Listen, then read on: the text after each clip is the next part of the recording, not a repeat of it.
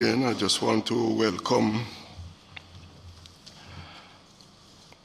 members of the Jamaica Defense Force and the Jamaica Constabulary Force and the Ministry of National Security. I want to welcome you this morning to the meeting of the Internal and External Affairs Committee. I just want to apologize to you for our lateness. Nonetheless, we just want to move straight into the matters for discussion, which is an update from the Jamaica Constabulary Force and the Jamaica Defense Force and the zones of special operations in all the existing communities. I just ask the persons from the ministry to lead off by giving us an overview as to your report that was submitted and for us to go further into the discussion.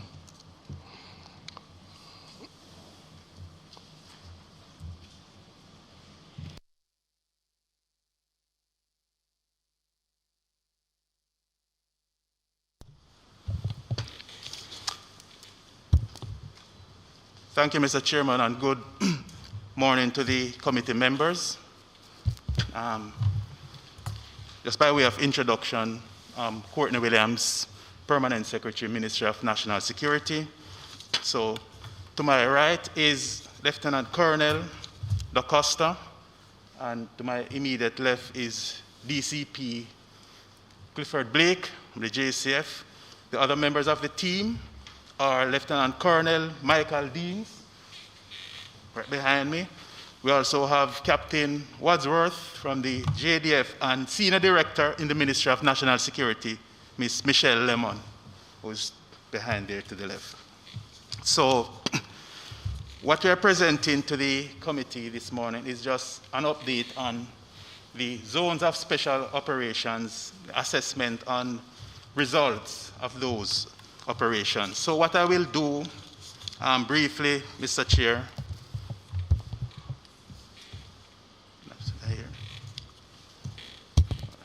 just checking if it's coming. It's fine. Okay. Right, so I'll just give a brief overview of the ZOZOs. I'll also delve a bit into looking at the ZOZO declarations and the phases of operations in the different areas. Also spend a little time looking at the extension of the timeline since these ZOZOs have been implemented, look at some operational results and how we have deployed our assets in these areas, and importantly, to look at the impact of the ZOZOs on overall crime, the crime stats in those communities where we have had the ZOZOs. Whereas I have here in terms of some recommendations for amendments to the Act, to the extent that and critically look at some of the key social intervention measures that have been put in place in the communities, and then at the end of it, just some closing comments on the ZOZO operations. So, just in terms of a background to the committee, the law reform, special security and community development measures, that's the correct nomenclature. This law was passed back on July 14, 2017, and it's really a developmental program. It's also really a developmental program that is geared at communities that are vulnerable to crime by means of the occupation by the security forces, and it entails three main phases. Right, so the first phase, so there's the clear, the hold, and the build phase. The clear phase, of course, that involves the security forces moving in and clearing the community of violence producers and gangs. And from that, the next phase that you would move to is the whole phase, which involves maintaining a strong, and not just a strong, but to maintain a continuous presence in these communities to bring some reassurance to members in those communities, some reassurance and security protection. And the build phase will actually see the government and non-governmental agencies intervening, getting involved in terms of helping to better build out the physical infrastructure and to provide relevant social services in these communities. And since that time, when 2017, when the law was passed, we now have, currently have 5 such zones of special operations, and they operate in 4 police divisions across the island. So we have the Mount Salem, which is in the St. James Police Division, Denham Town, which is Kingston Western, Greenwich Town, St. Andrews South, and we also have the zones in August Town, which is from the South, St. Andrews Central Police Division, and the most recent Zoza in Norwood from St. James.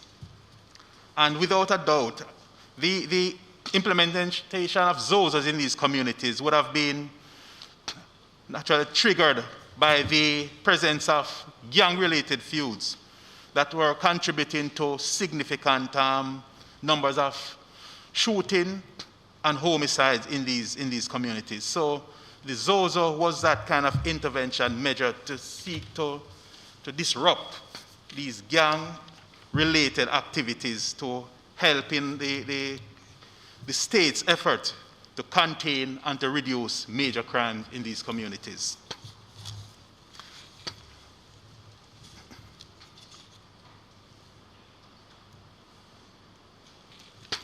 Okay, just a pictorial their committee in terms of the areas where we have the Zozos, and naturally in 2 parishes, well, 3 parishes, Kingston and St. Andrew on the one hand, and then in St. James where we have the two Zozos, Mount Salem and Norwood. And in terms of the current status, when you look at it in Mount Salem, of course, that one introduced in September 2017, so we are close to approaching 4 years of that Zozo, and which is currently in the build phase. So we'd have gone through, you know, the other phases, and at that phase now where we have significant intervention, significant involvement in terms of providing enhancing the social amenities and physical infrastructure in that community. And it's a similar situation in Denham Town, where that Zozo started just about a month after Mount Salem. And then more recently, Greenwich Town and August Town, which are just about a year into the Zozo, and they're in the whole phase. And now we just came on just about a month ago in the clear phase. There has been some extension to the Zozos over time. It is presented here. Mount Salem and Denham Town naturally would have been the ones which have experienced the most extensions, given they were the first ones out of the block.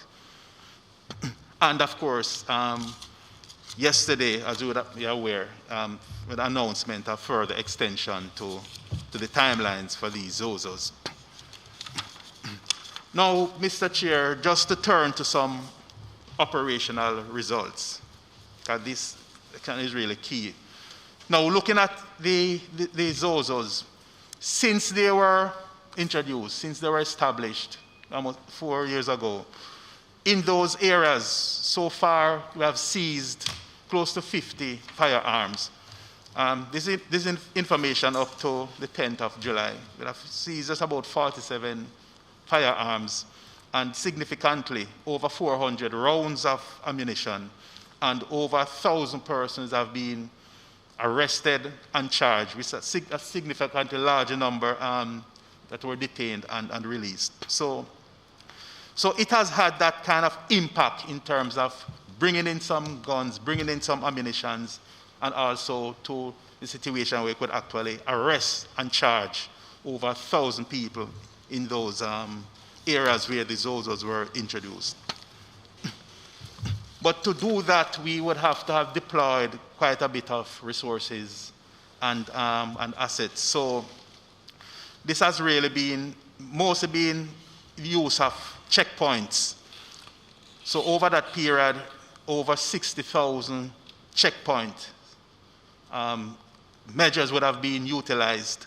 That have been the most dominant one being utilized. Of course, there were also much in terms of mobile patrols, foot patrols, and also targeted raids. And it's important for me to just emphasize, I want to show that in doing this, it's not just where we had the security forces that are just randomly taking action, but some of these raids were targeted, which would have been based on certain intelligence and information which would have been available to trigger those targeted raids. And so moving along, committee, in terms of what have we seen from these ZOZOs? So it's important, when you want to look at you establish a kind of baseline scenario, and then you look at what are the developments post the declarations and the implementation of those ZOZOs.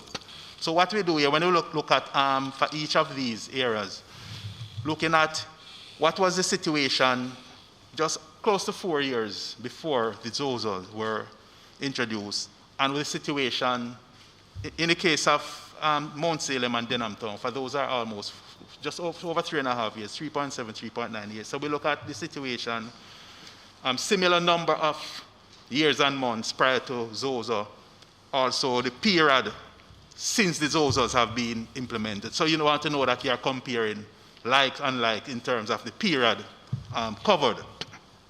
So we look at the just over 1,400 days before the ZOZO and after ZOZO. And what you would have had in terms of the category 1 crime, the major crime category which we classify as category 1 crime, which cover murder, shooting, rape, aggravated assault, robbery, and breaking.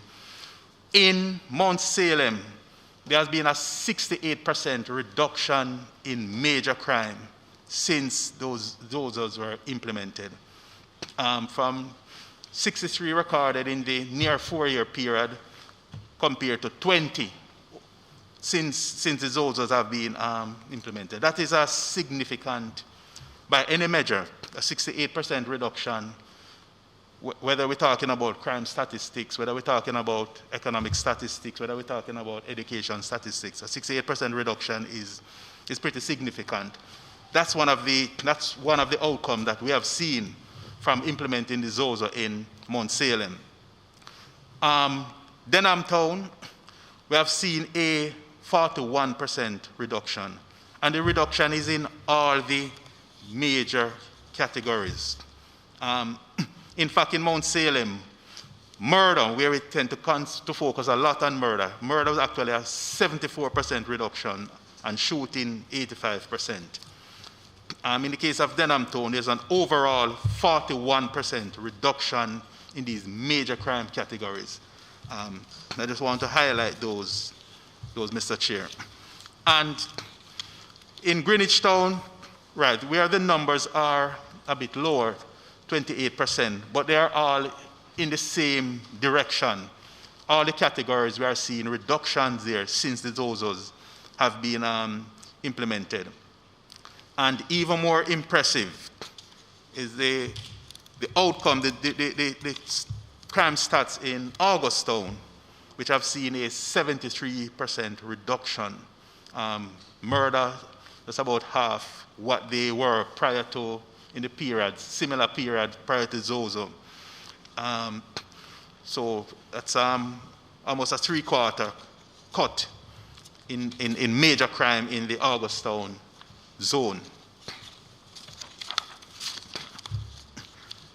And I think the picture and the presentation wouldn't be complete without also mentioning Norwood, even though this one was just introduced and we only have a month to date. But nonetheless, what I have done here is compare a month before and the month after, just to see if there's some kind of discernible trend that one can speak to. And in all the major category. In fact, over the last month, there have been no major crime reported in the Norwood community since the Norwood era, since the Zozo was introduced.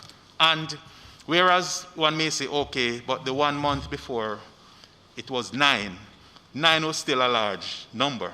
9 wasn't a number that any of us would be satisfied with anyway. So move from 9 to 0 is still a significant drop, where we can say, since the Zozo was introduced in Norwood, from June 20 up to the latest information, we have July 15.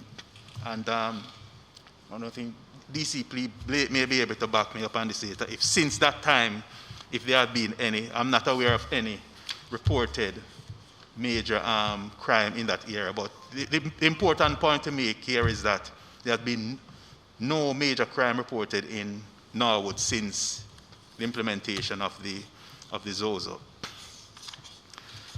And as I said before, Mr. Chair, I won't go into any details here in terms of the recommendations that have been made for amendments to the Act. So back in January and February, our teams would have made presentation to the Joint Select Committee. There were a number of recommendations put on the table, and those are being currently looked at by the Joint Select Committee. So I think within that context, we don't have to go into that kind of detailed discussion here surrounding the recommendations to the Act. And social investment, one of the things one may recall that could remind the committee, during the Deputy PM Minister Chang's budget presentation back in about a month and a half ago, he delved deeply into social investment in his presentation. And whereas it focused more broadly on the wider country situation, but much of that also focused on those vulnerable communities where the Zozos are in. And so it's a strategic move by the government overall to prioritize social investment, and especially in these vulnerable communities and these communities where the Zozos are. And so I've provided here some quite a long list of major projects that have been implemented in the different communities: Denham Town, Greenwich Town, August Town. Of course, I wouldn't want to go through and mention in all of these. They're there that one can look at. And these, most of these projects are in partnership with other government and non-government agencies. So the Heart Trust NTA, for example, would be involved, the Ministry of Labor and Social Security, so capacity building within these community-based organizations, the Housing Agency of Jamaica. So it's a kind of partnership that is so critical in moving forward, and that kind of partnership with these other state and, in some instances, non-state agencies that will really make a meaningful difference to changing the look and the outlook of these communities, and to have that more positive impact in terms of reducing crime in these communities and more generally across the country. So social investment is a significant part of the activity, of the intervention in the Zozos and also across the country. So I've listed some of these activities here that have been implemented since the Zozo. Also some kind of like civil and military activities, just an extension of those that I mentioned before in terms of the social activities. So you see where, for example, like a career day exercise, so you have the JDF and the JCF members who will be involved in career day exercise at like the schools in the communities, and partnering with other agencies like Rise Life Management, health fairs and so on, just to help to show these communities maybe a different face from what they may be accustomed to in the interaction with the JCF and the JDF. And importantly, it's always good for one to, you'll get the words and you'll see the figures and so on, but actually getting a visual presentation of the look, the face of these communities. So we also have presented to you in terms of how some of these communities now look with the implementation of the ZOZO. So we have shown a pictorial presentation of within the Denham Town area, looking at Hannah Town and Denham Town. So you can see in terms of the physical structure, you can see where naturally quite a bit of improvement would have taken place there in terms of the roadways and so on. But we are not yet at that point where we want to claim full victory and say we are satisfied with everything. Yes, there's still more work to be done. And we can see, even in terms of some of the physical infrastructure and some of the social amenities, and some of those still need some further intervention, and those will be addressed. And I think that was a significant part of the minister's budget presentation when he mentioned the enhancing and upgrading social intervention in these and other communities. So we accept that there's still more work to be done. I've also shown some of the picture here, Mount Salem, what used to be zinc fence, you now see concrete walls. That's a significant facelift for the communities, which these do make a difference in terms of the whole look of the community from that kind of a depressed state to one where you can see at least some major upliftment and enhancements are being done in the spaces.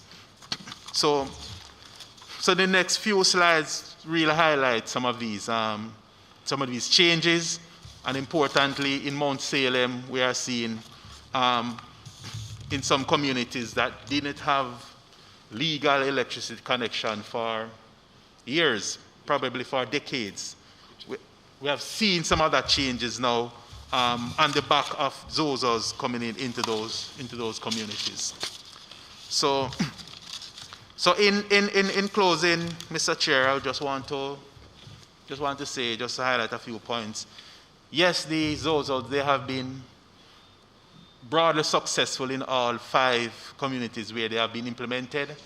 That's without doubt based on the numbers that I presented earlier. Those numbers bear it out quite clearly.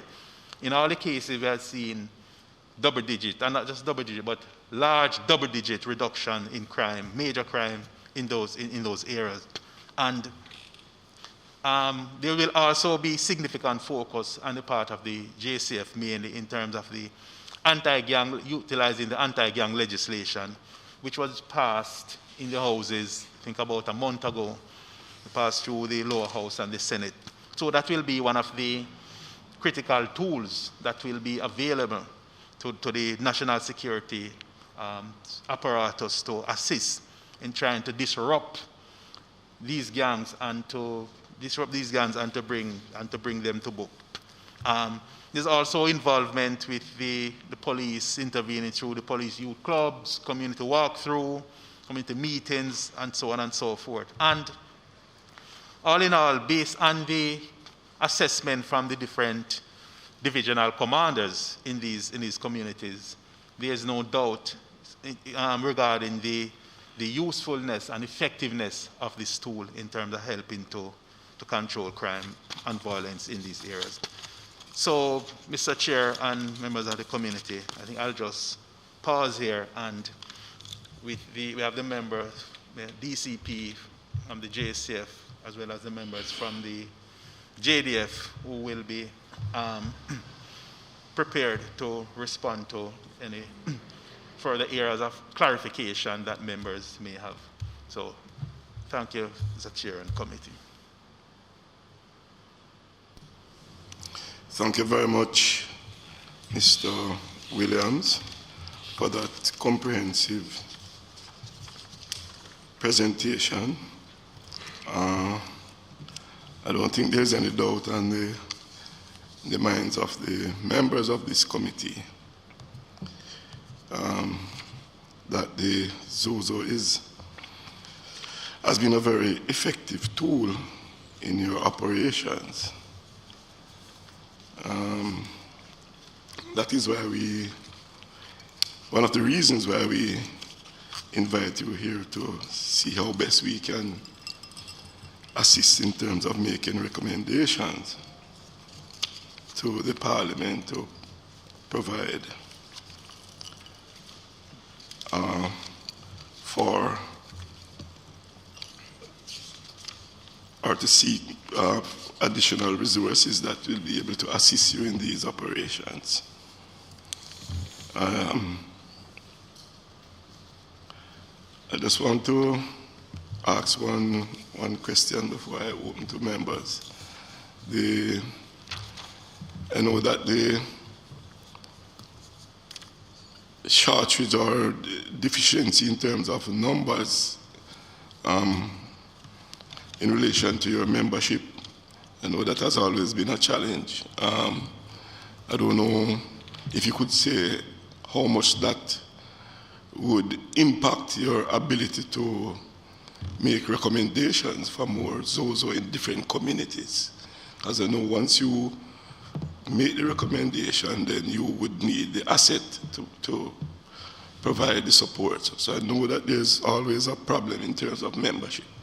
How does that impact your ability to, make recommendation for ZOZOs in other communities?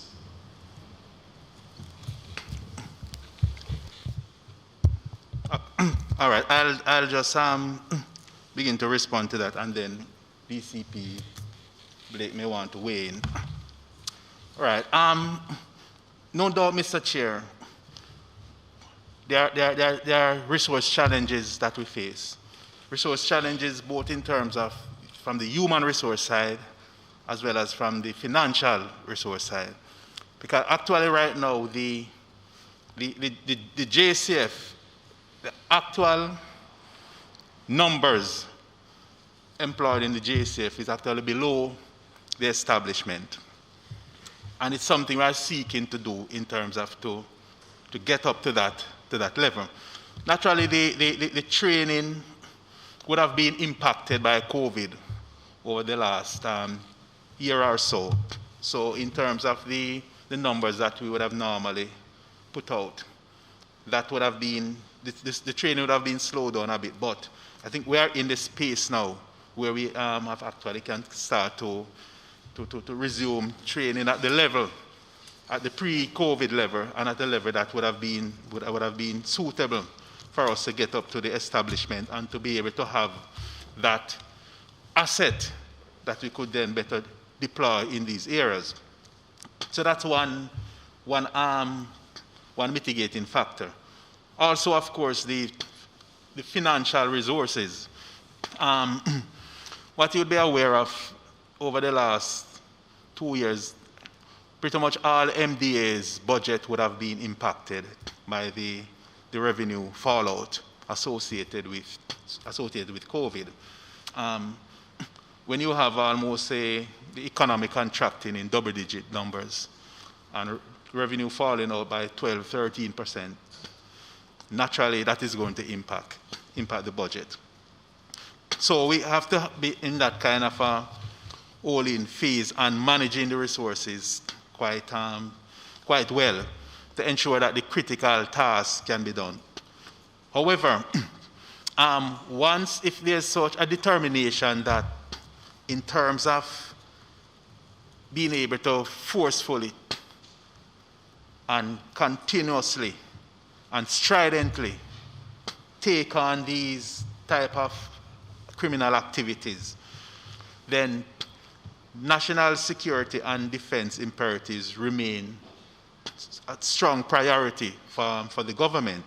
And so it would come down to a matter of how best do we deploy our resources and reallocate even within the current space that we have. So it's not one of those that I can so respond to say, yes, if we need 1,000 more members, or if we need X billion more, it's gonna just be provided like that. It's something that we would have to assess, looking at the resources more broadly and see how can we, even within the current budget envelope, see how we could reallocate to so deploy to be able to address any shortcomings that may be there from the financial and the human resources side, to be able to roll out more of those ZOZOs.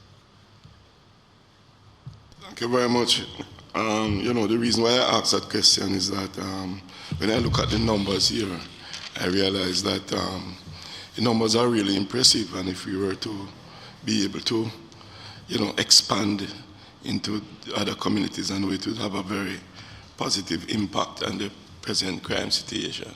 And also, speaking to members from time to time, there are so many members who would love to have some of these operations within some of the communities. And therefore, we will always seek to do what we can do from this level to ensure that you know, the resources, though limited, can be had to, you know, implement some of the strategies and so on that you want to put in place. Members, I now open the floor for your observation, comments, and questions. Thanks, Mr. Chairman. Morning, good to see you again here, Mr. Courtney. And I listened to parts of your presentation. I get a Ministry of Finance feel. Greetings to members from the security forces too who joined us. As you have said, Mr. P.S., the ministry and the JDF and the JCF is currently in the Joint Select reviewing the bill to consider recommendations for amending the bill from a policy legislative standpoint. I think, Mr. Chairman, it's sort of coincidental that we have these representatives this morning, because on the ZOZO, because it was yesterday, Minister Chan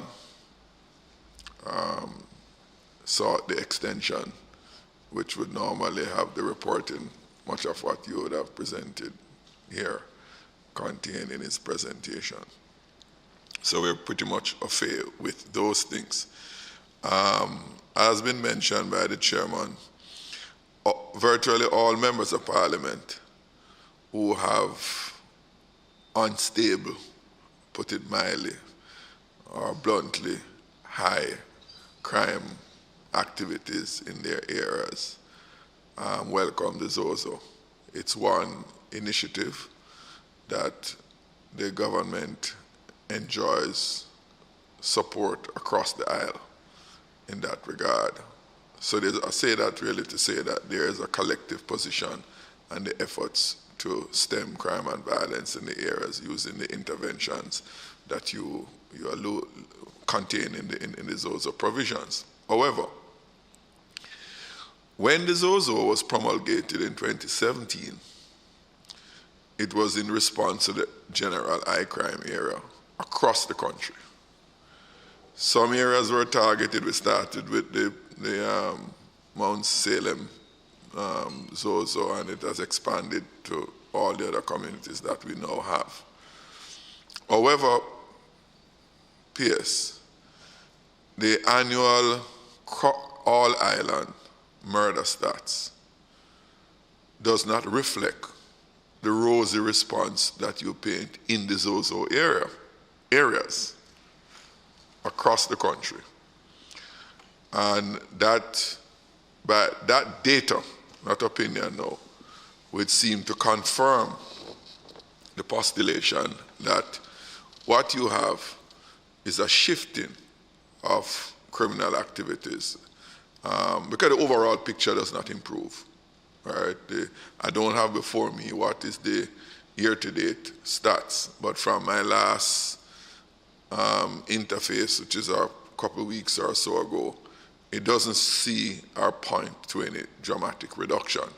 So while the ZOZO strategy might work in a geographic area, it doesn't seem by the data to be making that transformative difference in terms of the crime situation.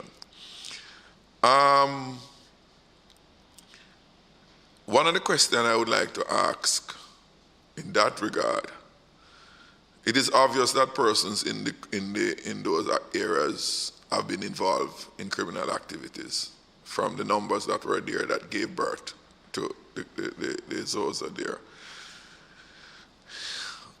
Can you give us a sense of what the intelligence gathering success has been in the ZOZA areas as it relates to criminals and their behavior, which from where I am would help to serve to curtail their conduct or even previous conduct on their part. But it will give us a sense that DCP Blake is here from the JCF. He seems like a lonely man in the security lineup, being the only one from the JCF here with us. But give us a sense, DCP Blake, as to how have we been faring on the intelligence side in respect to criminals and their activities that can serve to sustain the reduction, not only in the areas where they are, and Brother Courtney gave the numbers in terms of those reductions, but to the extent that they operate elsewhere. Because criminals don't operate in silos. They operate across territories. So if you just give us a sense of that would be useful. And secondly, really to come back to PS. Last year before last, the Prime Minister announced that up to 20 new ZOZAs were to be put in place. Since then, there's only been 2, Augustown and what's the other place in Montego Bay? Norwood. We're the second one since then. Is it straight resource challenge, as you alluded to, or is it also operational constraint to go beyond the areas that, just the 2 that we have as against the 20 that the Prime Minister announced over a year, almost 2 years now?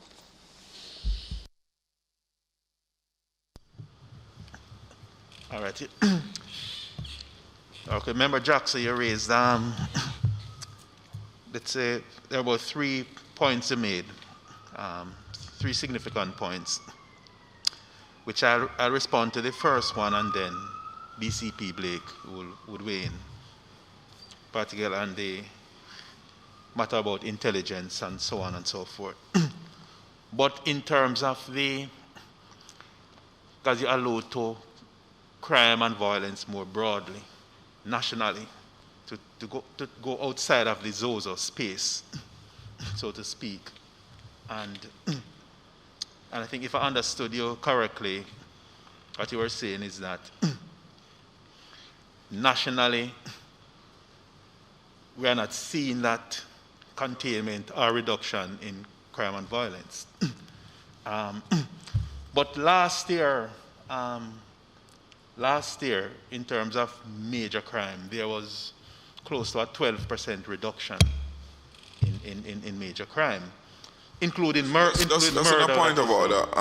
Yes, we know there were 5 different categories of criminal activities that make the major crime. I'm speaking specifically about murders and shootings, not the rape and the burglary and so on, but the more life-threatening ones. Right.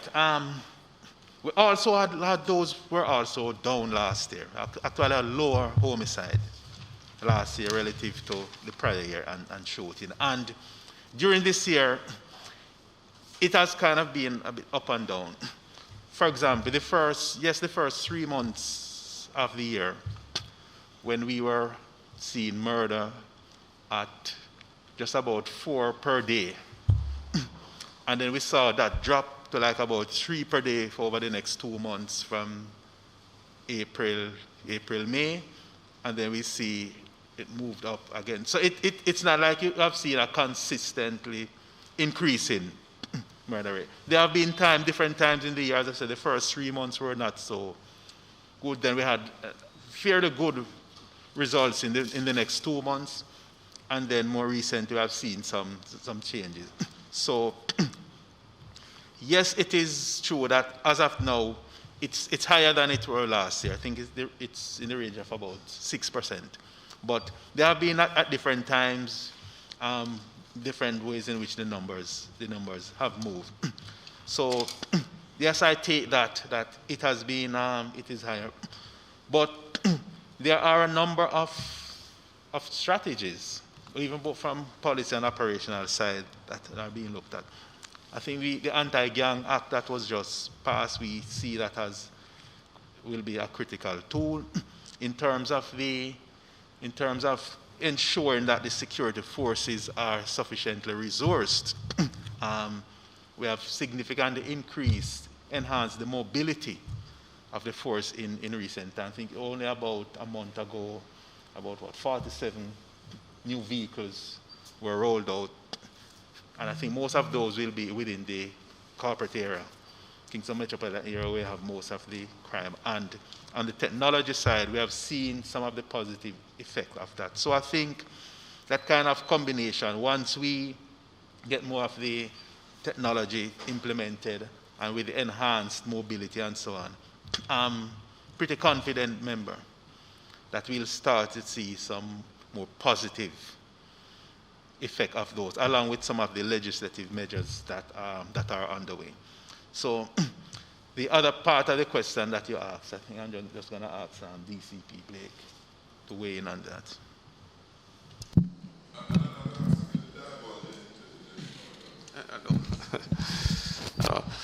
Thank you very much, PS. Good morning to committee members.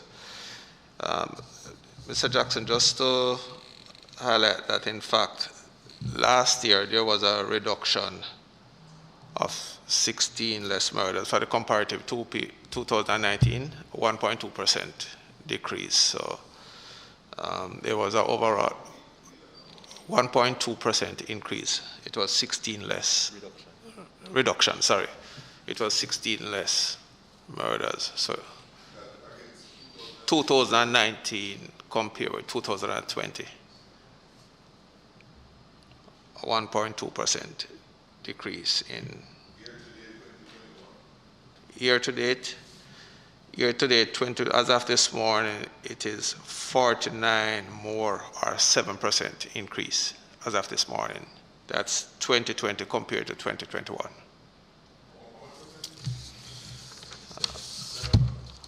7%.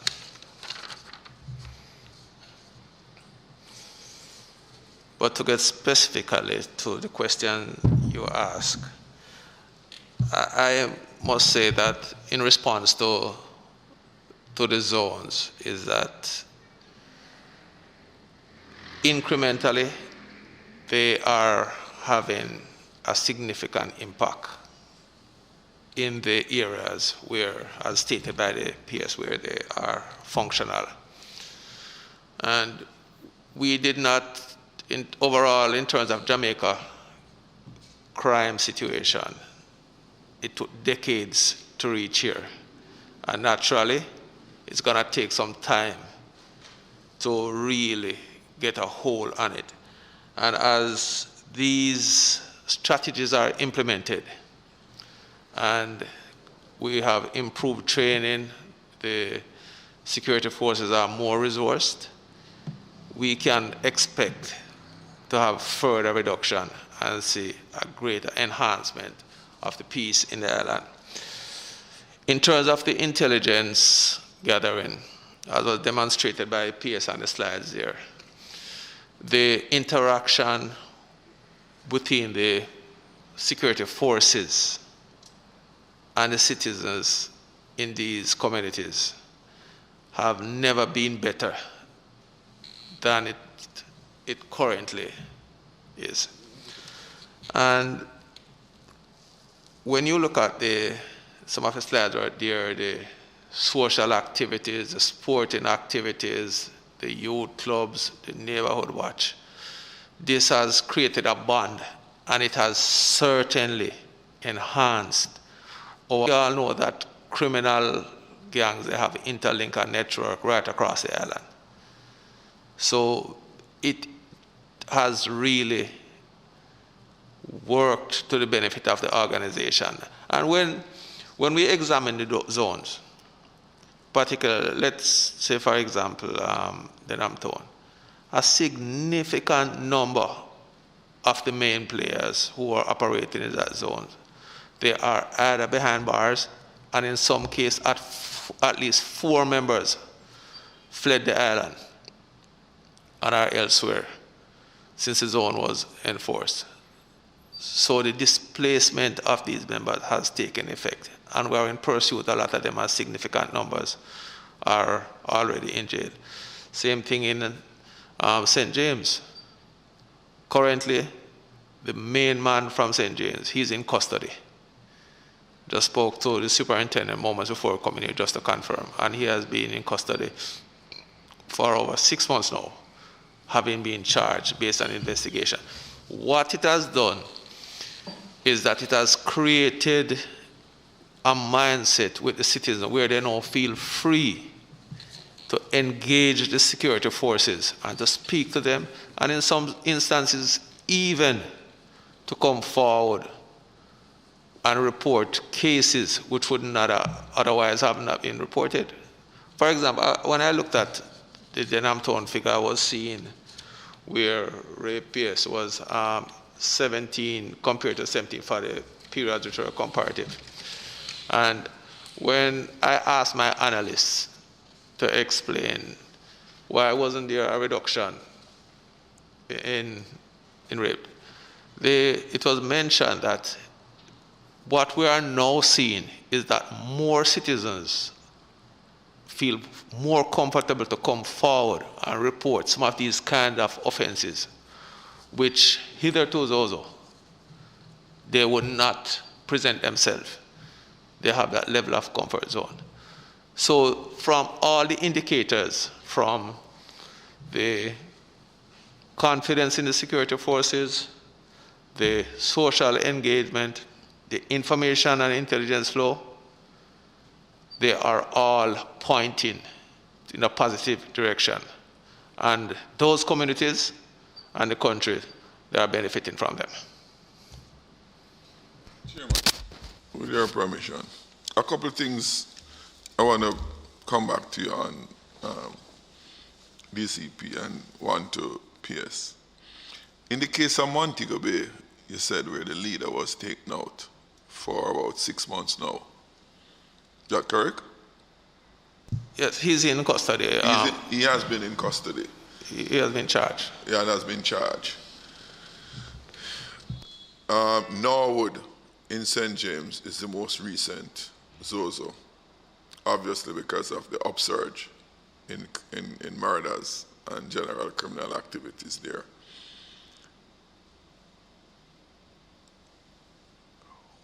With this major leader taken out, you are still having those increases there? No, the leader was from Mount Salem. Mount Salem? It's a Mount Salem, one of the main leader in Mount Salem. He had actually run away during the first phase of the state of public, of the zones of special operation. Okay. But he has since been returned, and due to investigation, he has been in custody. Okay. But I'm still going to go to the question I was going to in that regard, because I think it applies elsewhere. When the leader or leaders of these criminal network gangs are taken out, not only in the Zozo areas, but generally, when they have been detained and arrested and charged, criminal activities continue by members of their gang or gangs. And obviously, it is not because you have a lot of loose cannon in those gangs, but some amount of leadership, some amount of coordination is taking place. And we know some of the result of those is murders, shootings, extortions, etc. To what extent, well, let me rephrase it another way. Where I'm going is that there are detained, some even sentenced for gang activities and still giving instructions while under the care of the state, under the protection of the state, still giving instruction. Can you give us a sense of the extent to which that is impacting on the perpetuation of the criminal activities in the communities? That is, our ability as a country to insulate these criminals, some instance convicted criminals, from stop carrying out criminal activities. I know of one particular case, right, where by the police information, murders have been committed by this person behind bars. And the criminal activities are continuing. You see, my concern here, DCP, is that PS give a rosy report about the success of the Zozos in these areas. And the social intervention helped to reduce those who get caught up in it from the participant side as against the leadership side. If those who are involved in leading the criminal activities who direct it, and we detain them, and we can't keep them locked down and locked away to stop them from committing more acts. It's like you're trying to fill a bucket filled with holes. It will never full. The problem will never solve if you can't really stop those from perpetuating the crimes. I know of at least one where that continues as we speak. And I know you are aware of that, would be aware of that one, that continue to give instructions from behind bars. When these gang leaders are apprehended and detained in these Zozos or any special operations area, to what extent are they still being able to give instructions and give instructions not just to just kill somebody? From what I gather, they generate fear in other persons from even cooperating with the police in many instances. And so many persons just surrender to their activities or collaborate with them out of fear of losing their life, their own lives, or their family members losing their lives. It's a challenge most penal institutions across the world face in terms of criminals being able to communicate because of cell phone.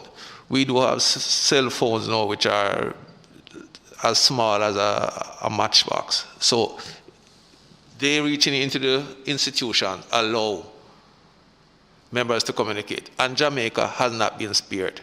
But if I may say, in recent times, due to additional resources and the use of technology,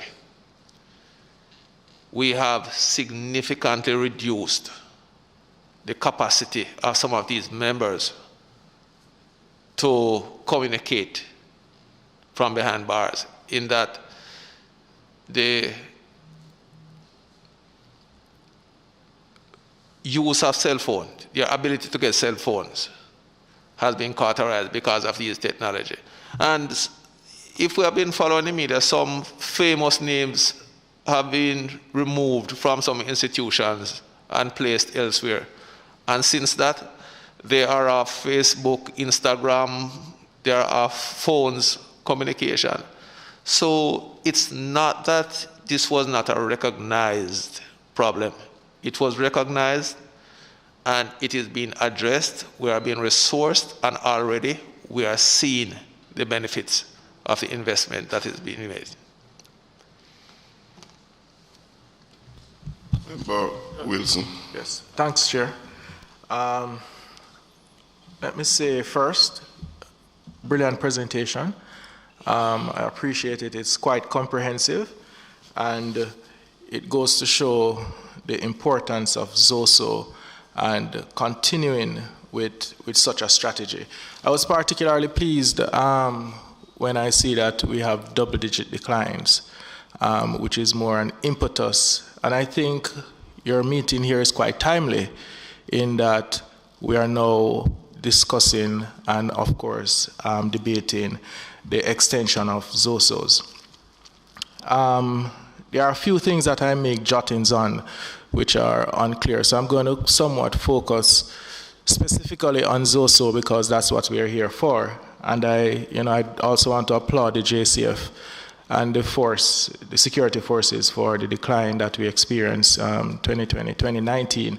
I do know that crime in particular didn't happen overnight. We didn't get here in Jamaica, just wake up one day and we see our crime rate at this rate. It did take us some time to get here. And I also want to put on record that it as well, before ZOSO, we had an escalating crime rate. It was on the climb. So, and that was a steep incline as well. So ZOSO, while the numbers may seem what it is, when I see a 73%, and you're saving 10 lives, that could have actually, we're looking at 20, 30 lives based on the escalating rate that the crime was moving at. So I just want to put those two things on record. There are a few things that wasn't too clear from the presentation. For example, Night Sun. I wasn't sure what that operation procedure was. That was on slide 9. And also, I wanted to get some clarity. You had 3 stages. You had the intervention, build, hold. No, it was clear, build, and hold.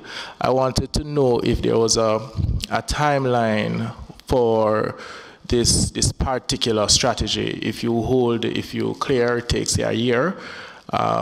You build, that's 2 years. I'm not sure if there's a timeline. So could you indicate if there's some timeline to this particular strategy?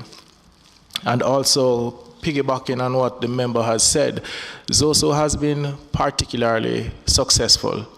In fact, in my regard, it has been extremely successful. What can be done to replicate some of the strategies that you have implemented in ZOSO into the wider crime-fighting policies that the JCF may have?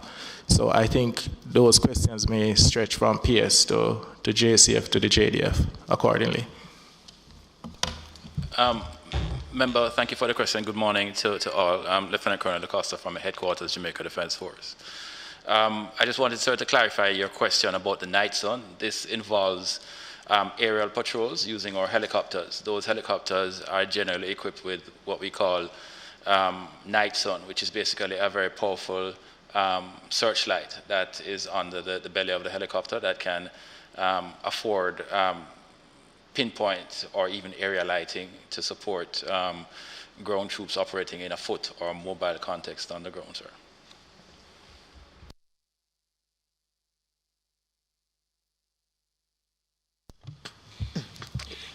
In terms of the question as to how can we replicate some of these activities that we have undertaken in ZOSO in other areas to get that kind of meaningful and beneficial reduction in crime. I think if I could just reiterate this point in terms of the social intervention aspect of the ZOSO. And what we have done now is that in terms of our, from the ministry's perspective, we have actually moved the narrative away from just speaking about social intervention to speak about social investment. So we are investing in the people. We are investing in the social amenities and physical amenities and so on. And I think that critical part of that aspect of the ZOSO, you'll have seen some of those pictures of the interaction between the JCF members and the JDF members and the community people to have that kind of, even more to get the people to buy in to this process, that in terms of a way forward, there has to be this kind of partnership between the community and the security force members. And hence, that aspect of it, the social transformation, the social intervention, that is one thing we are actively discussing right now within the ministry to see how well can we roll this out into other communities. And we have identified just about 20 or so communities, some of them in Zozo, some of them outside of Zozo, to have that more active kind of intervention. And this goes beyond just national security, because we realize that it's more than a security problem in these communities. There are real social deficiencies there. So we have on board, for example, the Ministry of Education. What kind of educational support can be provided in those communities, including those both for the kids, some of them may not be going to school, as well as also for the parents. So there's that aspect of it. There's also the involvement of Ministry of Labor and Social Security to see how can they also partner with that. And there's also significant involvement of the Jamaica Defense Force in terms of we have certain kind of programs that we will be targeting some of those youth in those areas. For example, the music, I don't remember the name of the school, the academy, Caribbean Military Academy, to see how can we even get more of the youth involved in some of those programs that are there. So we are reaching out, intent is to reach out to the youth, also to reach out to the parents. So it's taking that critical social element that we have in the Zozo to roll it out to other communities. And we have identified those communities.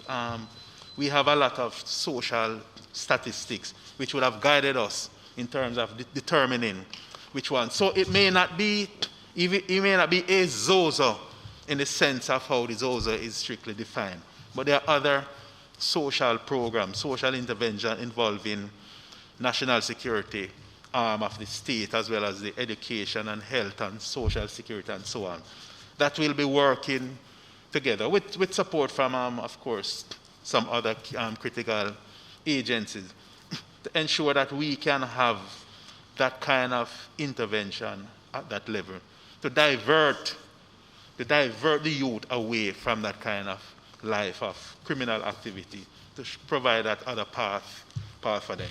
So there are some of the lessons that we can learn from the Zozo in terms of that intervention that we'll be able to take from that into some of these other communities, even though a Zozo may not necessarily be declared in them, but we can use that aspect of the intervention to guide us in terms of how do we upscale the social investment in those communities. The question about the timeline. Sorry. The question about the timeline from clear to build, because I noticed in the case study of Mount Salem, it's roughly 3.5 years. Well, 3.9 years you have here.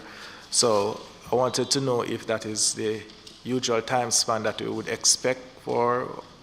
So, as you will appreciate, this is a new piece of legislation. So in effect, Mount Salem was the first one, and at this point we are critically analyzing it to determine if we have reached that position where we can declare the zones closed. Some of the indicators that we will be looking for is naturally looking at the crime figures, the social development, the human development, the capacity, human resource capacity that has been established in these communities.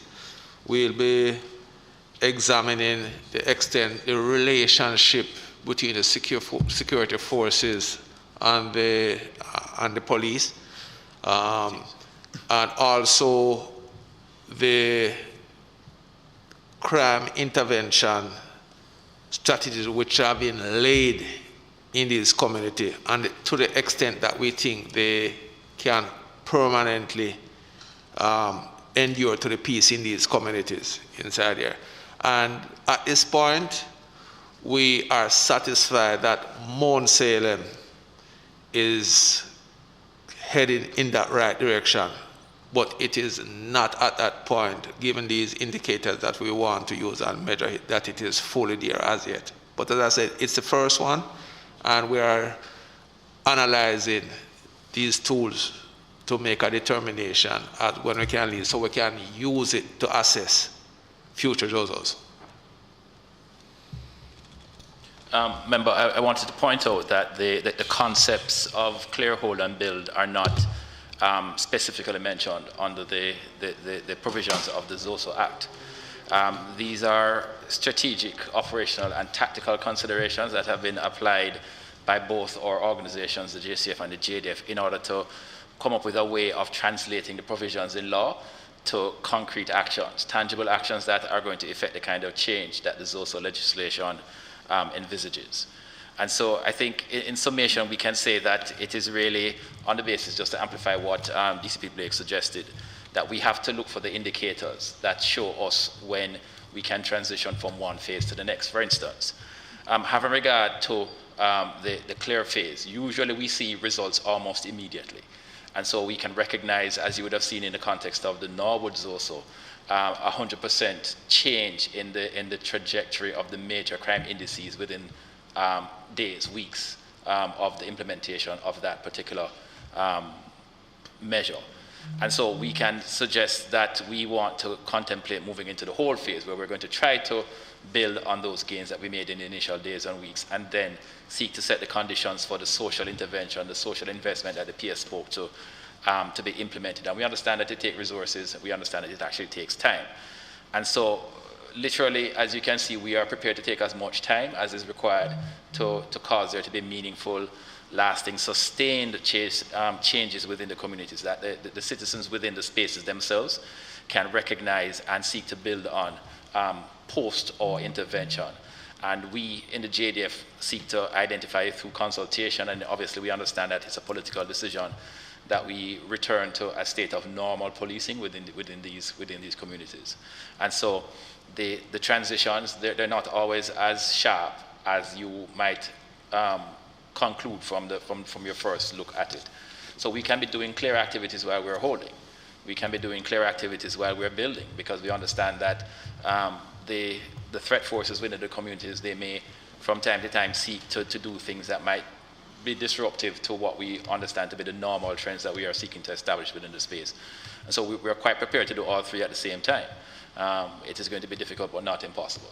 And so I'm hopeful, sir, that gives you an answer that there is no real sharp definition in law or in our conception as to how we prosecute these operations in those operational spaces. All right, thank you. That is quite helpful, because that provides clarity as to, because how it was outlined was somewhat of a transitional phases. All right, another slide that you had, PS, which I appreciate, was the fact that about a third, and this is my rough estimate, about a third of those who were detained were charged, which is another impressive statistics, because it would mean that we have a third of these deviant behavior persons out on the street. Is this something in terms of, no, charged, right? So the question I have for you is there, because I think that for me there is something there in that, being that a third, I think that was slide, I don't remember if it was slide 8, I think. Yeah. So the interesting thing for that particular piece of statistics is that would want to see how that could expand into the wider crime fighting strategy, going back to what the member said, because I know generally people are concerned with the big picture, not ZOSO, even though ZOSO has been so effective. Is it something that is being contemplated at some point in terms of detention? I mean, I don't want you to give any strategy per se that will defray your operations, but it's something that I see as a key indicator of how we could approach our crime situation nationally.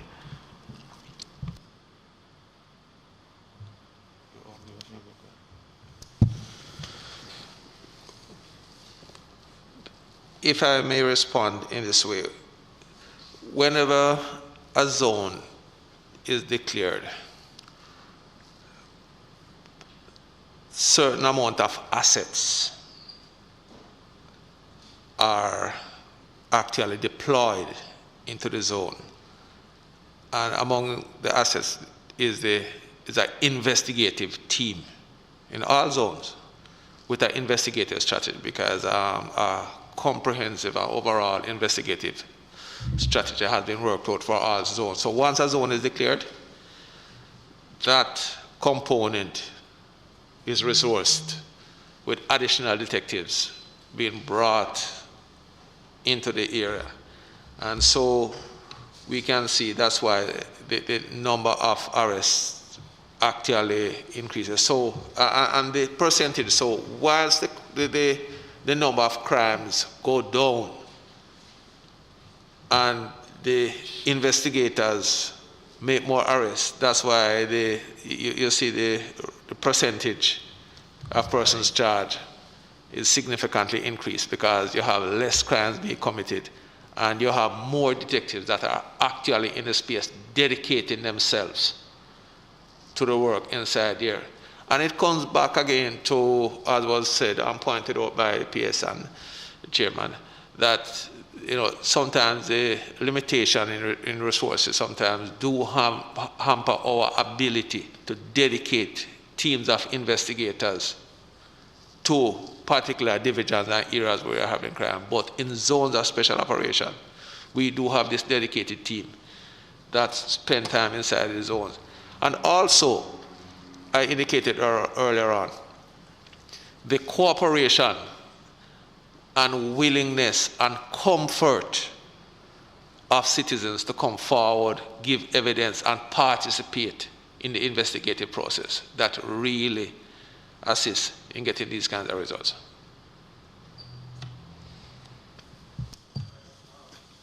My last 2 points.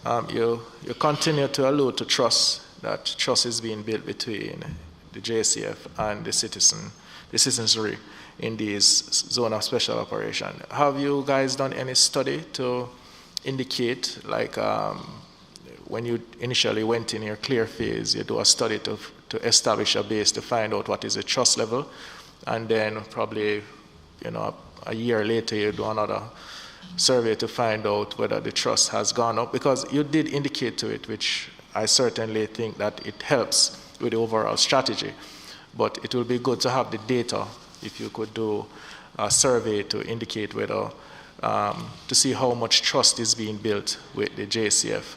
And also I wanted to point out, ask a question, are there initiatives to push police youth clubs in these zones of special operations?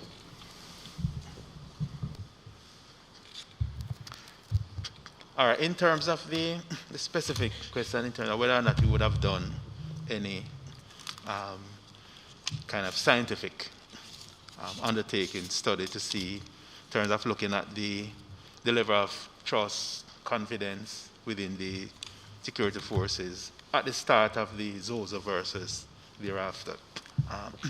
There's a Jamaica crime victimization survey that National Security does in collaboration with the Statistical Institute. So Statin actually undertake the survey based on, you have the statistical model and survey model that they would utilize in collaboration with us. This survey is done usually on a 3-year basis. So the one survey was done in 2016, and the last survey was in 2019. Right, those results were published about 2-3 months ago. From the survey results and my recollection, I don't recall if there were specific questions like that related to Zozo, but there were questions relating to perception of the different institutions and arms of the government. So there are questions about the perception about the JCF, the JDF, the correctional services, and so on and so forth. So, and I think from the survey result didn't go into that kind of, and publish that kind of community specific. It was kind of more broader, pulling together of all of that to say, well, in 2016, this was the perception. In 2019, this was the perception. But as you mentioned it, and I was actually wrapping it around my mind, that it's something that may be worthwhile looking at in terms of, even if we don't do it in necessarily all this, but just to kind of get a sample to see, I mean, the kind of what was the baseline situation there before. Well, if we wouldn't have done it then, so it's more a case of taking different times, points in time. Say if one were to look at it now, I mean, if we were to say take Norwood, maybe as more of the recent ones, and if one were to look at the perception now, and maybe a year or so later, what's the perception, just to kind of gauge how much confidence would have changed with respect to the relationship between the citizenry and the police. Of course, all these surveys, there's a financial dimension to all of these. And we're still in a pandemic. We are being impacted. Our budgets are being impacted.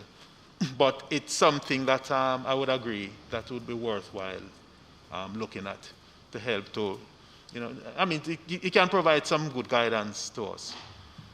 Yes, in terms of moving forward, especially as we think about the likelihood of more ZOZOs being implemented. Okay. I also think it would strengthen the argument for more ZOSO, because you would have been building that community policing. And to the point, within ZOSO specifically, are there the promotion of police youth clubs, or that is just a broad strategy that you guys would pursue? So I'm speaking specifically in ZOSO now. Is there a plan to just push police youth clubs in these areas, or no? It's part of the overall policing strategy. And I must say that most of these communities where ZOZO has been declared, there were actually police youth clubs in there, but some of them were dormant because of the domination of the criminal gangs. But they have since been revived, and if, specifically I can speak to the one in Mount Salem. It has become very active, and the numbers have increased. So again, that's a positive indicator, but it's a part of the overall policing strategy. And that's another big indicator for you guys for promoting this also. The last thing that I wanted to comment on is investment. In recent time, the ministry and the minister have, batted quite hard for funds for the ministry. And we have seen the procurement of a lot of vehicles. I mean, I've lost count of the amount of new vehicles that the JCF is getting. I know you guys always say you want more resources, but they're having significant investment in the past 2 years. And in particular, the use of CCTVs. I'm seeing where, and it goes back to the wider crime strategy, where these investments will be paying off to the Jamaican people in short order. But I'm from the constituency of Westmoreland Western, and 2 of my key areas are Grangeville, and I know DSP would have known that word, Grangeville, and we have a little section down in the West End area in Negril called Whitehall Red Ground. So, this is something that I in particular I would want to bat for those two particular areas, the promotion of and the wider use of CCTVs, cameras. I'm not sure what the impetus is for the JCF. I know on the beach road we have a few. I've been in discussions with the police, and those have been tremendous asset, I can tell you. They have done a lot in terms of our crime fighting strategies, but in particular, is also focusing on installation of CCTVs in these communities. Okay, what about implementation of CCTV? This was the ministry did the scoping some years ago, and we had identified, and the plan was to actually roll out the CCTV with the Jamaica in all the major towns to begin with across the island. We have done much in the corporate area, St. Catherine, St. James, Clarendon, Manchester. Now we're actually within another month, a month and a half, Santa Cruz and Black River would have been installed. The pace at which we were rolling out, that was impacted last year. That was one of those resource implications that we had. But we have not pretty much changed our intention to actually roll it out. And these are actually informed by, in terms of where we go, would be informed based on information that the JCF would have in terms of the areas and the kind of crime and the nature of the crime being detected in some areas, in terms of informing us where next to go. But I'm certainly those areas that some of the areas in Western Westmoreland that you mentioned would naturally have been on the plan. In terms of the timing to that, I wouldn't be able to speak at this stage to the timing in terms of the other rollout. I mean, I could only speak specifically to those two towns in St. Elizabeth, Black River, because those were actually started those from last year. And there are some other areas in Kingston and St. Andrew that are pretty much high on the priority list now that we will be rolling out. So it's one of those issues, as we say, the plan is still there to roll it out across the island, guided, of course, by one, the finance, and in terms of where the crime situation, how that may actually inform this decision. Because we could have a plan to say, okay, we move it into this town or into this parish, let's say within the next 6 months or a year. But if then there are certain information that's coming through to show a certain shift in terms of criminal activities, then we would remain, alert to those kind of situations and agile, so that we can respond based on how it's dictated by the needs. But just to touch back quickly on the earlier point you had asked in terms of the survey and so on, and whereas we haven't done that kind of scientific undertaking and study, but there are good notions and good anecdotal information that the divisional commanders and so on would be aware of based on those interaction with the people that they can draw on. Similar to like how I know you members, where you don't have to wait for certain pollsters to tell you what's happening. While they're there, you can feel the pulse and know what's happening in your constituencies to help guide your kind of strategies. So similarly, the divisional commanders and so on, and the police on the ground in those areas, they do pick up certain information from the communities. Even though we wouldn't have that formal survey, but there's still some feedback information we have that we can actually act on.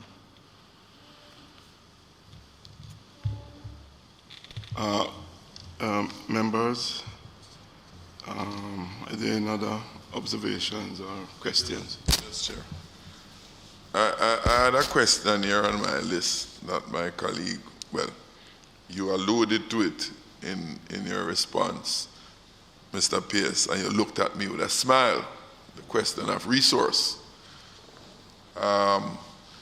Yes, my colleague mentioned about crime being around from whenever, but nobody accepts it. That's why we always want to reduce it. And some people campaign on it too, that it's so bad that it needs to be changed. So I don't think it is one of those things that we accept as part of our life as a given. There may be certain acceptable levels or tolerable levels. DCP, you mentioned about the strategies and so forth that the JSF is pursuing in terms of the reduction. And every strategy indeed have some resource requirements to make them work. My question to you is simple. Is the resource requirement for you to effectively or to get to levels that are doable or achievable in the short to medium term? Do you have at your disposal the resources to achieve that goal as an operational entity? Do you have the resources? If you don't, what is that resource gap that needs to be filled for you to have the reductions at a level that you can give the Jamaican people a sense of safety and a sense of security? Because the truth is, it does not exist. And anybody who wants to deny that will only be fooling no one else but their own self. There's a high level of fear. There is the fear for the pandemic, and there is a preceding fear from the crime and violence, from the numbers that we've made reference of earlier on. People are living in real fear of their lives from criminals. So my question to you, one, do you have at your disposal the required resources that is needed? And if not, what is at least that approximate gap? I don't expect you to necessarily have it in precise detail this morning to give us. But from a functional standpoint, your ongoing functionality, give us some indicative idea of that. And as I mentioned about that, it's more for the PS2, but both DCP, Blake. About the doables. Take, for example, the CCTVs, right? It's commendable, in my mind, and many people share that, of their capability. When there was a criminal caught in a couple hours or so after he committed the act, the whole and the extent to which the CCTV played a part, and a critical part in apprehending the person. There was a big hoopla about how technology is working and the criminal was caught thanks to the use of CCTV. We laud these one-off situations to say that we're having success, but those are odd cases. But it is clear that the technology can be effective, but to what extent is it rolled out, especially in those critical areas? Take an area like Montego Bay, for example, that have been plagued with high crime for a long period.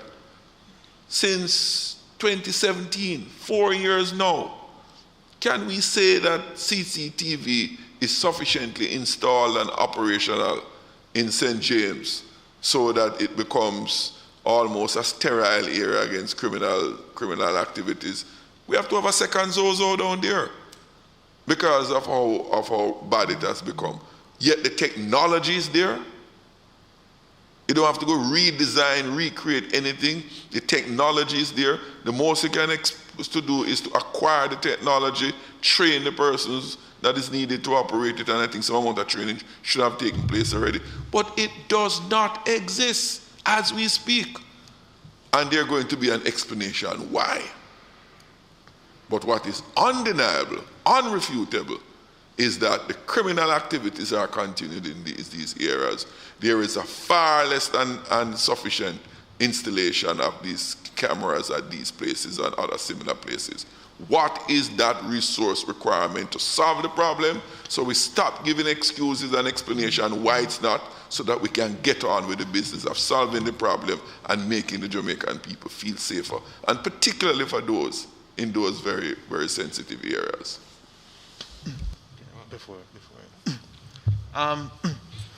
Before DCP Blake comes in, I just want to respond and to lay the field, so to speak. The field, and to set a context. Because it may be, and this is my perspective, it may be unfair to be asking DCP to, in this setting, come and speak to the resource gap that is there. But within that context, I just want to put something on the table. Up to about 4 or so years ago, the overall, because when you're talking about the investment in national security and defense, this is one of the ways you can actually think about it. We were spending just about $6 billion in capital investment in national security and defense. By the time when we got to 2019, that figure went to about 20 billion, so about a threefold increase. So there was significant investment in that, and Mr. DaCosta will be able to speak to much of that which was done on the side of the JDF in terms of the coastal radar and so on, those heavy equipment and so on that the JDF used. So they were being significantly outfitted to deal with like the protecting the borders and so on.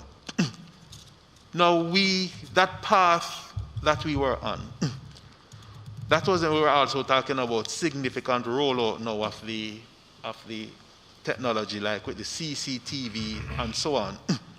Now that's where we were in 2019. As I said, almost 20 billion being spent on capital investment in national security and defense. This year, we're just at about 6.5 billion. That's a significant change. So the path that we were on to so adequately equip the security forces, that path was disrupted, and we know what disrupted that path. I mentioned it earlier, and that has been spoken about over and over in this house. So within that context, we had to pivot and we had to adjust.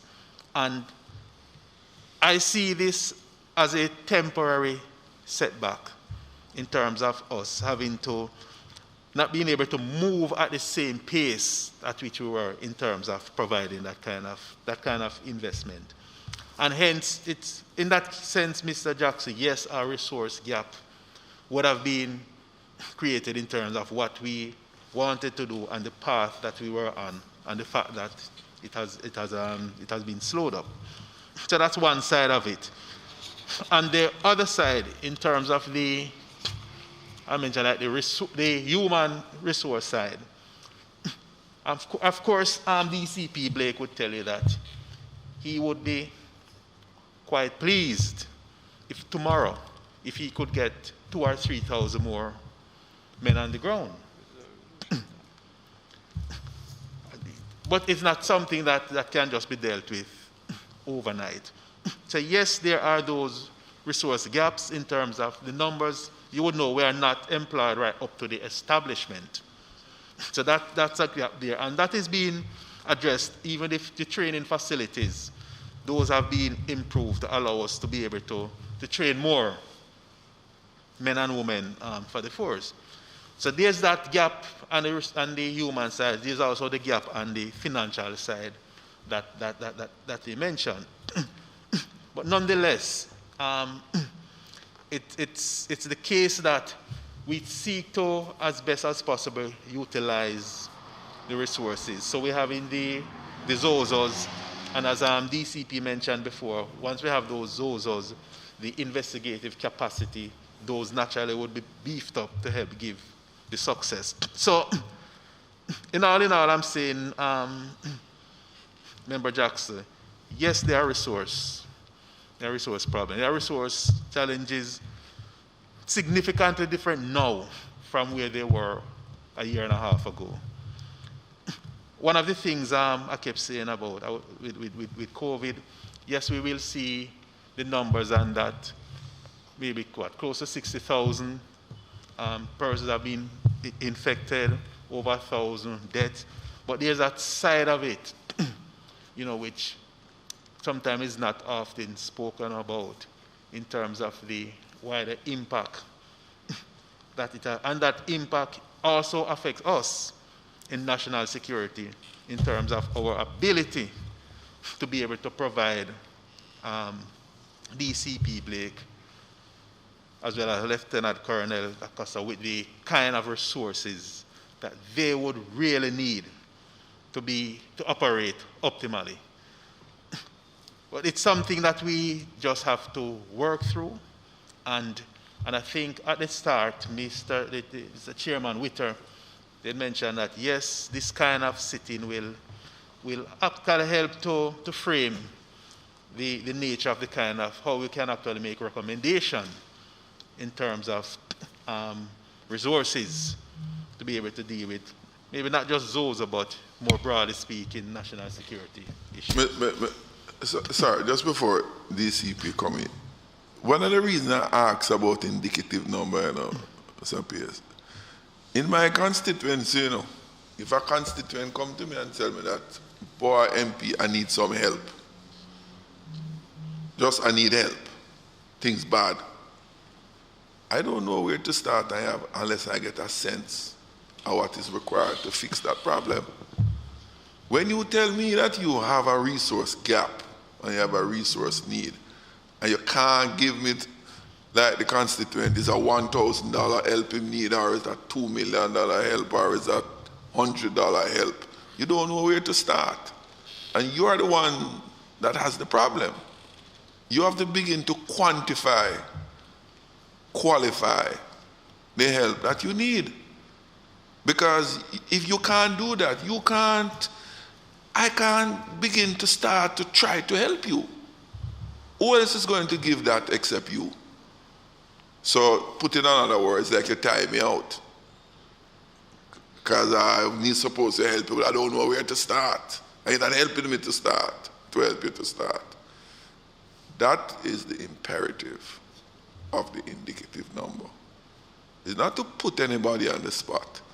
I believe I was quite modest and kind. I said, even if you don't have the exact number, I don't expect you to give me. I didn't expect you to have it here, quite frankly. But from an ongoing functioning perspective, you must have able to have an idea what that is, ballpark. At least this, no more than that, to reasonably get to where I want to get to. That is the kind of response, not just for me, quite frankly, Pierce, but for the country. The country needs to know what it is that is needed from them, from us, the taxpayers, to put them in that safe position. And if you can't tell us, are not prepared to tell us, who else is going to? Who else? Nobody else. And secondly, you mentioned about the budget changes between 2019 and now, the $6 billion the $20 billion in 2019 is against 6.5. One would ask for that $20 billion, and indeed over recent years we have had this significant capital allocation on the security side.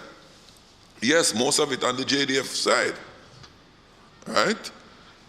One would ask if all of the investment is towards making my situation, my circumstance, my fear, my likelihood of dying, is to reduce that and make me feel safer. Where is the return? How should I feel I'm getting a good return on that investment? I'm spending money, but I'm still feeling unsafe, insecure. In fact, I'm spending more money and I'm feeling more safe, less safe if you are to use murders and shootings as an indicator. How do I, as a member of parliament, or any one of us, go to the public and say, feel assured, you're going to be safer? Because we've been hearing that for a long time. You're going to get safer. This strategy is being developed. This strategy is being put in place. And the more things change, it's not the more they remain the same. It's the worse it gets. We have 7% increase year to year between last year and this year, a 1.2 the previous year to date prior to then. Mr. Pierce, this is not ideas I'm sharing or giving you what I think, what I feel. This is the plain reality, and this is what people live every day. That's what we have to speak to. That's what we have to address. That is the context in which I raise those questions. Because if we, put myself in it too, me, you, all of us in here, that makes up the government apparatus, at the policy level, at the legislative level, and at the execution level. If we can't do it, who else Jamaicans must turn to?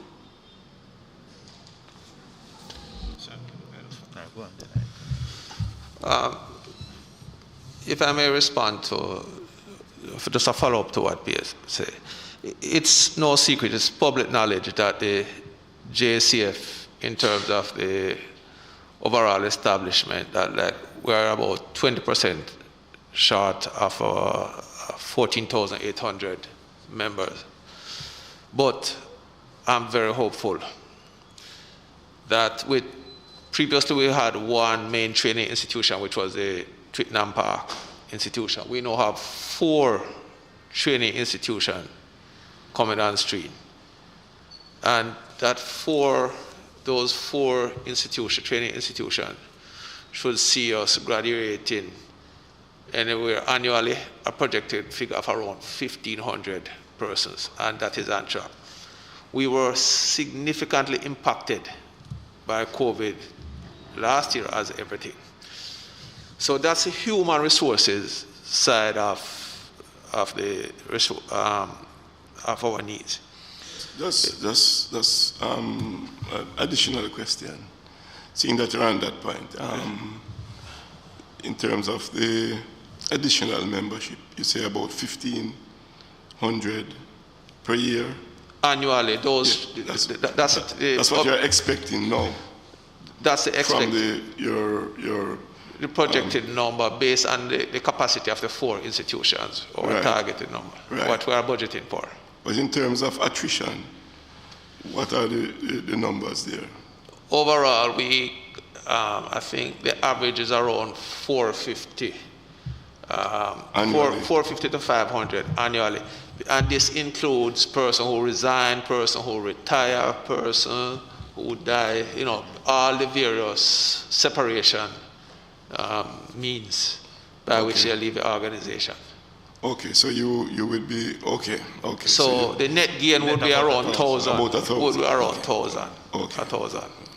You may continue, Commissioner.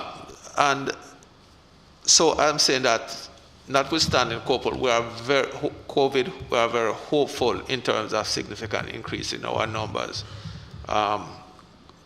projecting from here onwards. In terms of mobility, as a chairman of members, I have lost track of the number of vehicles, but I can safely say from where I sit from the operational side, is that the organization has been significantly resourced in terms of mobility, and it is evident on the streets. Technology-wise, in terms of our ballistics equipment, forensic equipment, again, there has been significant investment in those. So our biggest need right now, I mean, there is always need for more in terms of all of what I've mentioned. Our biggest gap right now is in terms of the human resource gap. And as I said, already plans are in place to address that need. Chair, and you started it. The 15, yes, you have had a human resource deficit for a while. And I think there are three elements in my mind to that. One is the training capacity, one in the quality of recruits that you have, and three, the level of retention, right? How many, because when my recollection and looking at the numbers on an annual basis, the number of persons who get discharged for one reason or the other and those who resign from the force, right, is a substantial amount, right? Now, if that cannot be capped, if the reduction cannot be capped, I think it was about, wow, I don't want to guess on, but the number was significant. The data is there for those who resign from the force, right? And those who through disciplinary action you remove from the force, that complicates your human resource challenge that you face. Now, for each of those, if we were to dissect them a little bit, why is it that those high number of officers are leaving the force, not discharged, resigning from the force? Is it salary? Is it working condition? Is it other things? If those things, PS, are not central in the mix, right? You can pour in 1 million members, right? And at the same time, you end up back exactly where you started because the contributing factors to the depletion is not being addressed. So as I said, is it the working condition of the police officers? Is it the salaries that we're paying them? The other question is during the recruitment. Is the quality recruitment you are getting satisfactory? And is it that there's a poor quality of the recruitment that leads to the high number of persons who you discharge on an annual basis, right? A combination of all of those issues, if they are not probed in a diligent way and addressed, because we can probe things, but at the end of the day, we don't do anything to change it. So it really don't improve the situation. I submit to you, PS, that I think the time much talk has been on for some time about the reform of the JCF to incorporate some of these things, right? If those things are not dealt with as a matter of urgency, we are just spinning around like a gig. And the problem prevails, and not only the problem prevails, the fear and insecurity of every single Jamaican person across political line, whether they're JLP or PNP, whether they're rich and poor, they have the same fear. Well, not so much for those who are very poor, because some more rich can have private security and live in gated communities and so forth in an attempt to reduce the level of fear. But by and large, the Jamaicans feel so unsafe and insecure in an increasing way. Those are some of the core issues, PS. If they are not dealt with but only talk about, nothing is going to happen. And the numbers are there to bear it out every year with these reductions. So I wish you well with the recruitment. I wish you well in the increase in the training capacities, right? But if you don't deal with the leakage side of it, we're not getting anywhere.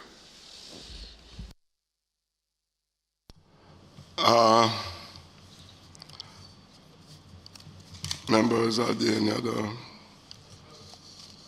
I just want to add, thank you, PS and DSP and Lieutenant Colonel and the rest of the team for coming here. It was very informative, as I said, and I hope that you guys are quite successful because crime is something that is big on the agenda. So you have my full support. That's it for me, Chair. I want to thank the officers from the Ministry of National Security, to include the JCF and the JDF, and our permanent secretary from the ministry, for your presentation here today. I think it was a very enlightened presentation, and we look forward to making our recommendations to Parliament as it relates to some of the issues that were dealt with today. I just want to also thank members. Yes, Member Jackson. The PS is a very seasoned and very experienced public servant. I had the good fortune of working alongside him in the past in another life. Right? So I can speak with that intimate knowledge. And coming to Parliament is not usually the best wish of most public servants. But one of our purpose, PS, as you ought to know, and I'm confident you do know, we try to help you, not to hammer you, right? And when we ask about, for example, resources, it is not to jump over your head, beat you over the head, because some of those decisions come from elsewhere. I won't say the place that you used to be, right? But in the chairman's mention about recommendations that we would make, I would want, Chairman, for you guys, officers, members, to tell us one of the things other things that you would like for us to do to let you become more successful. So we can put that in our recommendations, have them debated in the full House when we make the report towards assisting you. So it is my plea for them to invite us to assist them in other areas that they think that we can be of assistance. Thank you, Mr. Jackson, for those final comments, but I can also say that based upon the information that we had here today, we can derive from that various recommendations to Parliament so that we'll be able to assist and provide the necessary resources that are required to further reduction in the incidence of crimes in the zones of special operations.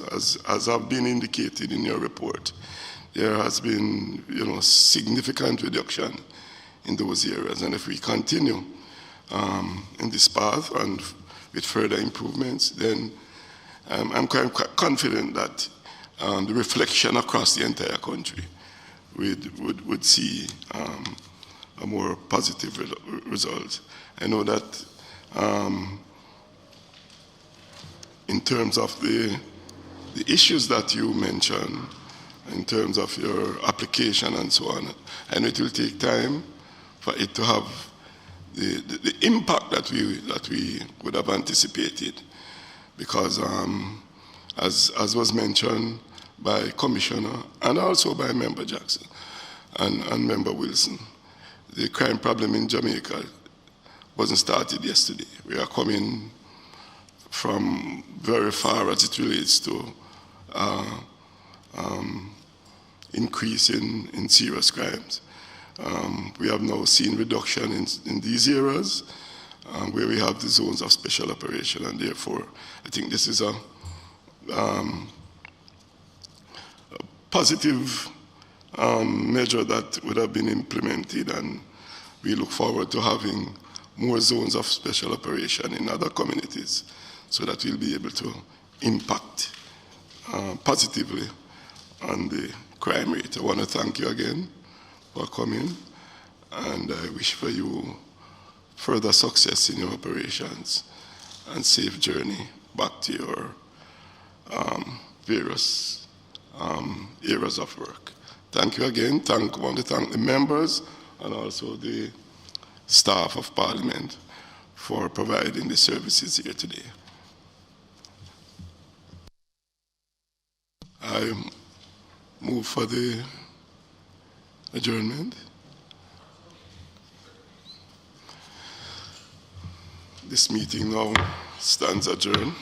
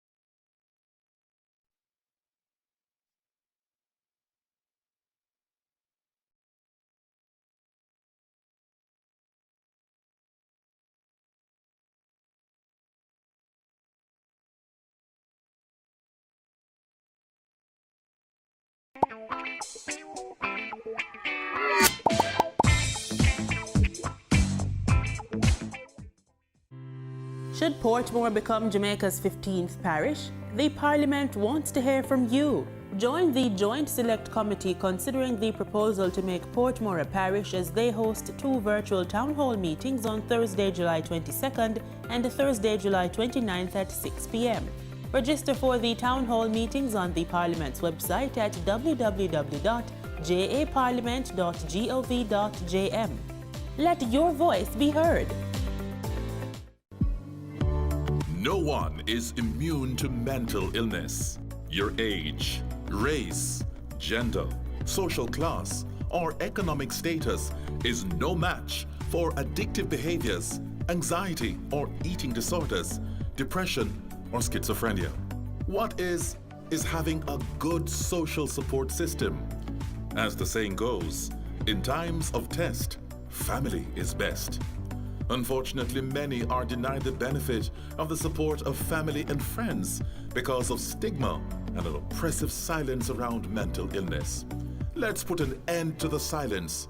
Speak up. Speak now. End the stigma. Share your story. End the stigma. A message from the Ministry of Health and Wellness.